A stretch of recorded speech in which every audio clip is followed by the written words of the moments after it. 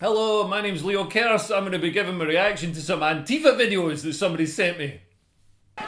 Here we go, here's the first one. So here we see brave Antifa demonstrators shouting Nazi scum off our streets at a couple of people who are clearly in their 90s. I mean, to be fair, these people are so old, they could have actually been in the Gestapo in the 1930s. This woman's going up to them, she's screaming, "Don't fucking touch me!" right in their faces. They're 90, they're like Mr. Burns, they're not going to touch you, they'll crumble if they touch you. Oh man, I'd love it if these two old people just went home and got their original World War II issue machine guns and stuff, like the M42, like the woman converts her walking frame into a flamethrower and just comes back and totally raises the Antifa crowd. He's like, "Dogo, dogo, dogo, dogo." Not gonna happen, sadly. They're obviously too nice and too old. And I think they were trying to get off the street, but they couldn't because there's intimidating thugs in balaclavas stopping them getting off the street. It's one of the things, if you want Nazi scum off the street, leave the crosswalk free so the Nazi scum can get off the street. I don't like the way Antifa throw around the word Nazi, by the way. I think it diminishes and demeans the term. Like my granddad died in a Nazi concentration camp in World War II. He fell out of a machine gun tower. Next video. Here's some people eating outside. And there's a big demonstration.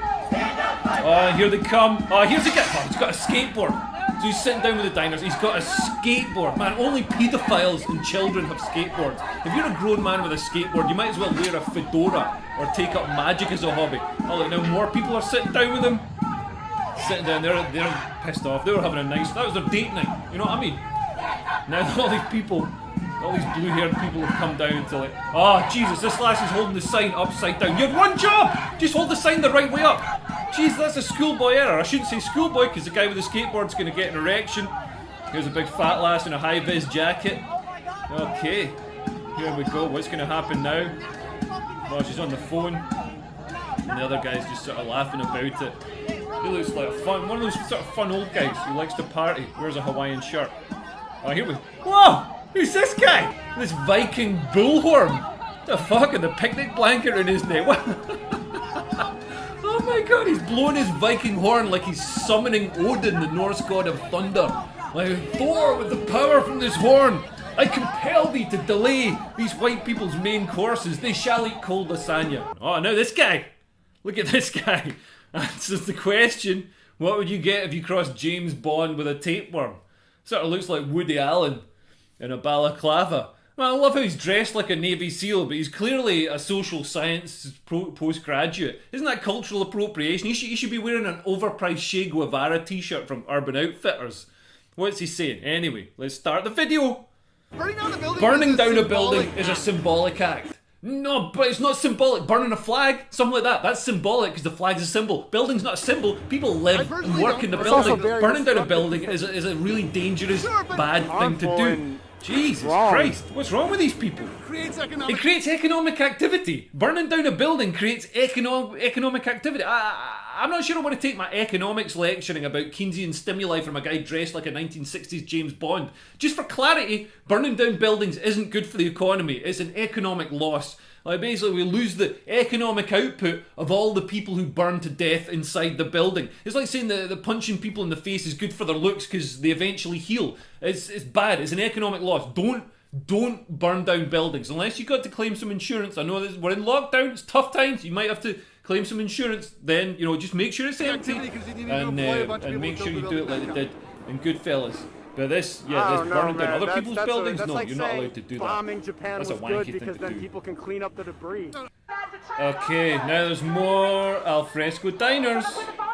Why are Antifa using fans to block what they're looking at? Fans?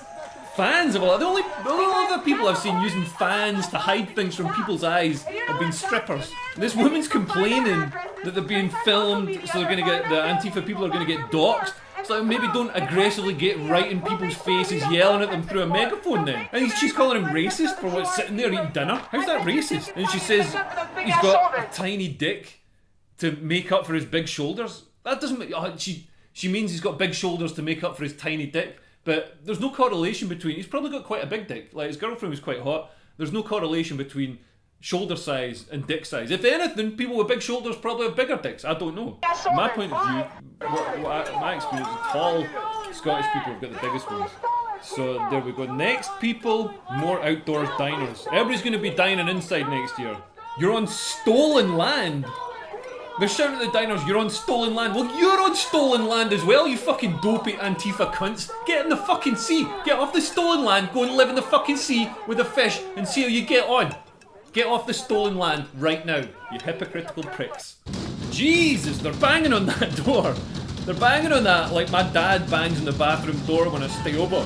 What the fuck are you doing in there? Get out, I need to take a shite. Come on. Fucking hell, calm down mate, go and have a wank. The amount of pent up sexual frustration in that 17-year-old's face. Jesus. Okay, next video, more outdoor diners. They're smashing stuff up. Why are so many of them fat? I'd have thought all that marching would be slimming, but look at the size of some of these Antifa people. Total tubs of shit. What have Antifa got against outdoors dining anyway? Is systemic racism only perpetuated by people drinking wine in the open air? So they're saying it's a peaceful protest, but they're chucking loads of chairs. Here's another guy. Here's another guy. Another skateboard. Why have they all got skateboards? Why have they all got skateboards? Come on. Why are so many of them white? The real white privilege is smashing shit up and not having to worry about the consequences. Like, you know these white pricks, if they get arrested, their dads are just gonna get the best lawyers for them. Here they come, more fat ones. Jesus. Okay, is this another... Could it be another outdoor dining experience ruined by Antifa?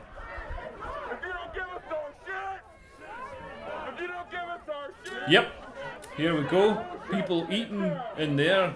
This guy's walking through, and there's a table of white women there just having an... Ah, they've smashed all their glasses. Well, that's not very nice. That guy's moving the handbag. It's a little bit racist.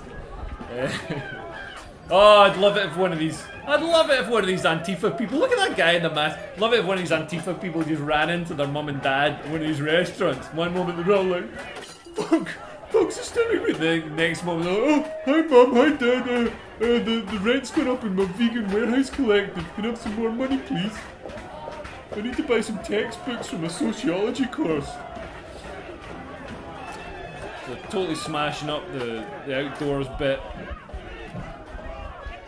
Has anyone dining alfresco in America this year made it to the dessert course? That's what I want to know. Maybe it's a good time to dine alfresco because you can probably like just slink away without paying.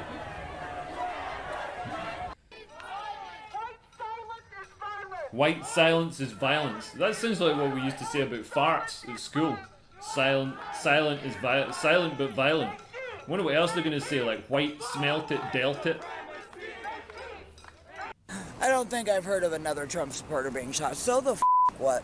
He got shot. Is he alive? alive? That's the famous liberal tolerance and compassion there. The Trump supporter got shot and killed, and she's just like, tough luck, don't be a Trump supporter. I don't know why I sounded like Trump there, but that's nice.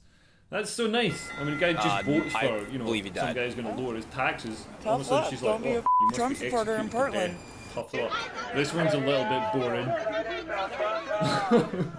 I've seen better fights at a Scottish wedding. Why have they all got umbrellas? It looks like they're going golfing. They're going to catch, you know, those guys sit by the canal catching those big fish. All got umbrellas. Oh, it's to hide. It's to stop the stuff being filmed, so they can't get filmed. Come on, somebody throw a punch. Oh, somebody's chucked some water. Oh, he's got some water thrown on him. Maybe it's coffee. Maybe somebody's got the credit subscription. You do it for free. And now he's carrying a dog. Where did this dog come from? This is like David Copperfield, that the umbrellas come down, then all of a sudden the umbrellas pull back and he's produced a dog from somewhere? A magic dog. This is very boring. Even I'm bored watching this. Oh, here we go. U-Haul truck, and they're unloading all these placards. And I always thought that, like, you know, placards, you make them yourself and you take it along. But no, these look like they bought their placards on Wish. And if Antifa's just an idea, how do you hire a heavy goods vehicle with an idea? You need an HGV license, a deposit, a proof of address, credit card. Man, look at the state of these guys carrying signs saying abolish the police. If it wasn't for the police, I would literally hunt these guys for food and use their skulls as ashtrays. Oh, now they're smashing up a car. I actually read about this one. They're saying he's a Nazi or something, so they think he's a Trump supporter. I don't know why they think that. I don't know why they think. He doesn't look like he's not driving a pickup truck. But now they're smashing up his car. They smashed the windows. He's well within his rights to just reverse it. He's boxed in. He should rip. There's a dog in there. That's one of those scary pit bulls. Why is he not attacking them? Pit bulls are always like chewing off toddlers' faces. Here's a chance to do some good, you pit bull motherfucker. Just instead of biting a toddler, bite one of these Antifa guys. He should really run them over because they're threatening his life. They smashed the windows and stuff. He could take out a few of them there. And they're totally wrecking that car. Somebody did that to my car. Oh my god. So Antifa think that they're on the right side of history, they're doing good things, but nobody ever thinks they're on the wrong side of history. Everybody always thinks that they're acting, you know, for good reasons or whatever. Even like, you know, the most evil, despicable people, like the Nazis or the People's Liberation Army in China, they thought their crimes were justified because they had some, you know, idealistic goal, like, you know, Greater Germany or, you know, freeing the people from feudal persecution or whatever.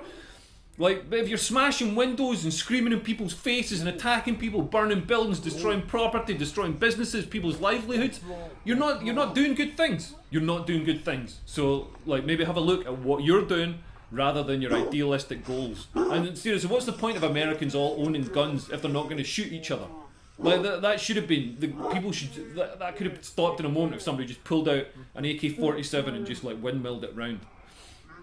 Antifa. We say Antifa's just an idea. Like, it's the level of idea. It's the same quality of idea as like fucking a bat in China or invading Russia in the winter. It's a terrible idea. Just chill out. You're not going to win anybody over by screaming and shouting in people's faces with megaphones and burning their businesses down. That's just bullshit.